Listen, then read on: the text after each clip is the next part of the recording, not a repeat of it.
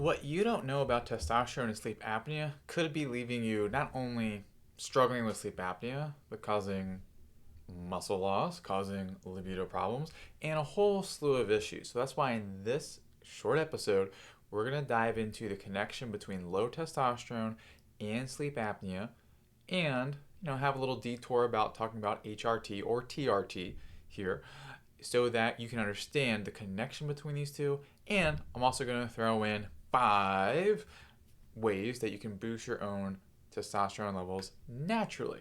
Okay, so let's go ahead and dive in here. All right, so why this is critically important is because testosterone is not only massively important, especially more for men, but also, for women as well, but more noticeable for men, whether it is, again, your ability to maintain and build muscle and libido as well. Okay, and libido is a little bit of an intersection because testosterone can be low in women and that can lower libido as well. Okay, so any ladies out here watching this, perhaps for yourself or perhaps for your partner. Okay, and what we need to discuss with this is the relationship between these two. Okay, and it's really more so sleep apnea on testosterone. So let's talk about this. What's really going on? So whenever you have apnea going on at night, okay, this causes intermittent hypoxia. Okay, so intermittent hypoxia is what's going to happen, and this is just oxygen being suddenly ripped away from your cells. They're not working very well at all. This will cause a lot of oxidative stress. So quite simply, in your cells over here, you'll start to have a lot of membrane damage from these intermittent hypoxic episodes. I do know I say that slightly weird. Intermittent or intermittent. Either way, membrane damage. Additionally, inside of your mitochondria as well. And this is really where a lot of the, not magic, I guess it's where the mechanism happens, but also where disaster takes place inside of your mitochondria. Because oxidative stress will happen where there is more oxygen metabolism. There's a lot of oxygen metabolism inside of your mitochondria. That's what produces energy. All right, you follow? So with this, if we zoom in on your mitochondria, we have to understand that your mitochondria do a ton of different stuff. Okay, yes, they produce energy, but they also are involved in the making of hormones, including testosterone. Okay, so yes, energy comes out, but how mitochondria are involved in steroid hormone synthesis. This includes testosterone, okay, estrogen, progesterone, etc. Is that cholesterol is designed to go into your mitochondria, into here, and healthier mitochondria will then allow for more feel good hormones on the other side, okay? And I will name these your thriving hormones. That's awful handwriting. Thriving. Wow. Should be a G in here. Okay, thriving is kind of the main nomenclature here. And again, this is testosterone is in this category. We'll keep it focused on testosterone. All right. Now, when your mitochondria are doing poorly, this will actually lead to more survival hormones. Survival. Okay. Like cortisol. So when your mitochondria are constantly getting damaged because you're not sleeping well and you're having intermittent hypoxic events at night from sleep apnea, cortisol goes up, and this will directly lead to less testosterone. Okay? This is not good. Okay? This is effectively why testosterone will go low in sleep apnea. Now, the other big thing, and this is important when I talk about the 5 things that help with your testosterone levels, is that the other big area of losing testosterone is actually inside of your fat cells. Okay? So we'll just draw a bunch of fat cells here. In here, your fat cells, they experience the same amount of inflammation, okay? Because when you have sleep apnea, widespread inflammation is part of the problem. This is why there's so many different issues that we're always helping our patients with. All right, so when there's inflammation in fat cells, all right, over here, fat cells or adipose tissue here, there's a little enzyme, okay? And it kind of sounds cool. Sounds pleasant more than anything. Aromatase. Now, if you're a man, right, aromatase is like not your best friend at all times and extreme levels of function. Now, when you have higher inflammation, guess what? Higher inflammation in your fat cells leads to more aromatase. Okay? Which is not good because aromatase will take what little testosterone you have and it will convert it into estrogen. So not only are you producing less testosterone, but also, guess what? Your body is taking that testosterone you do have left and converting more of it into estrogen. Okay? That's a huge problem. All right? Now, remember, the central part of this, because even in the fat cells, the central part of this is in your mitochondria. That's like really important for you. Like you should write that down. It's mitochondrial damage leads to these hormonal issues, both by reducing the amount of testosterone and increasing the amount of estrogen. Okay, that's super, super important. Now, then the problem becomes of when we just obsess about a lab marker, because it is very attractive to say, oh, testosterone is low in sleep apnea. Perhaps if we correct it, that'll help us with sleep apnea. This is why you need to understand what the central mechanisms are, because if not, then you may go down a less than helpful road, okay? And that is going to be TRT, okay? Now, I'm not saying TRT doesn't work for anyone, okay? That is a 100% failure rate. I will say I talked to a lot of patients who have done TRT and maybe they felt no better at all, or maybe they felt a little bit better for somewhat, or maybe they got worse, okay? So we need to ask ourselves why that happens. And the reason is that when you bring in more testosterone into the system, guess what happens? This actually will increase AHI, or the amount of episodes you stop breathing per hour in the middle of the night. Okay, this is what the research has shown, that supplementation of testosterone to men with sleep apnea can increase the amount of apnea episodes at night by 50 to like 70%. That's not good.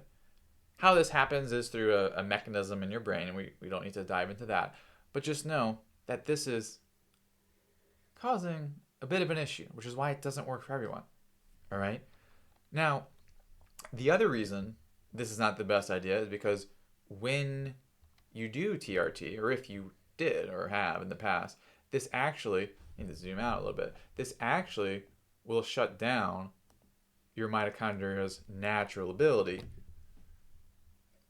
to make testosterone in the first place, okay? It will cut this out. And now you're dependent on it, okay? And then the other thing is that when you supply hormones, okay, to your body system, then your body has a signal to like grow and use resources, okay, build muscle, etc. This takes away energy, okay? Your body only has so much energy. Like think of it like a budget, okay? And our bodies are actually kind of protecting us by not making these hormones that allow us to thrive in these times when our bodies are just trying to survive and get through. Because if they did, this would cause more energy to be consumed and cause a greater stress on the system. Okay, so that's why just replacing things is not a great idea. Okay, you need to have a very holistic approach, because when we work with our patients, yes, we're helping them with their airways, we're individualizing things for them. But another big piece of this is healing this mitochondria here. which we do in many ways here, okay? Being able to supply the nutrients it needs, all that.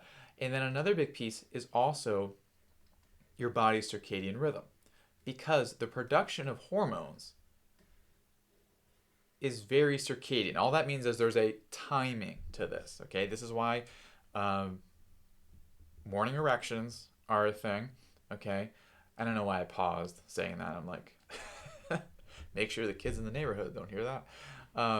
And just being able to have that happen means because there's fluctuations in hormones, okay? And this comes from your body's internal timing mechanisms. And guess what? When you're not sleeping well, okay, this will hurt your circadian rhythm and hurt your ability to produce these thriving hormones, okay? So this is why we work at many different levels here, okay? And another one as well, being able to get your nervous system into a good place, okay? Because when you do that, like when you calm down, you reduce stress is I guess a better way to say that, or nervous system reduction techniques. That's sounds so fancy. No one wants anything with it. But essentially, stress reduction here is huge, because then guess what? This will lower cortisol, okay? And as I try to draw in a bigger arrow on top of that arrow, this will help restore testosterone, okay? Now, all these improve testosterone reduction, right? But we still have this problem over here of we're bringing testosterone in, but like, hey, it's just kind of going to estrogen. So that's why I want to talk about the 5 things. The 5 things, so cool. I didn't have, or really rather make the time to think of like an overarching name. The 5, the testosterone triad plus 2. That's enough T's in there to be alliterative. So let me see. Let me get my cursor here. Okay. So with this, make my list here. Sorry, I'm just combobbling with these things. There's my cursor. Okay. So number 1 is, that's a big number 1. We'll just do it like this. Number 1 is to avoid soy, okay? Soy has estrogenic effects. We don't want to keep doing that. So most common are going to be things like actually sauces and oils, okay? So whether you're going out to a restaurant or you're using some sort of salad dressing at home, that's going to be the most sneaky inclusion of soy. But start checking those labels. You want to make sure you're not having soy in there. And then the really obvious one is like tofu. Don't eat tofu, mainly because it's gross, okay? And if you think tofu is delicious, prove me wrong, or I mean, I don't know what else to say to you. I just think tofu is so gross. Okay, number 2 is avoiding pesticides, okay? So this could also just be eat organic or from your local farmer, okay? Because pesticides, again, will have a estrogenic effect, okay? Let me write that in there. Oh man, my handwriting's awful. All right. Other thing is decrease use of BPA containing products. And I would also honestly, I'm going to put BPS in here. I know that's like the newer, like better version of BPA, but like, can you name the one chemical that just turned out perfectly and we didn't have like regrets about 10, 20 years later? You know, there was a point in time where people were just like running through DDT and thought it was great. So what this means is just simply, for containers, go with glass, metal, those types of very inert materials. All right.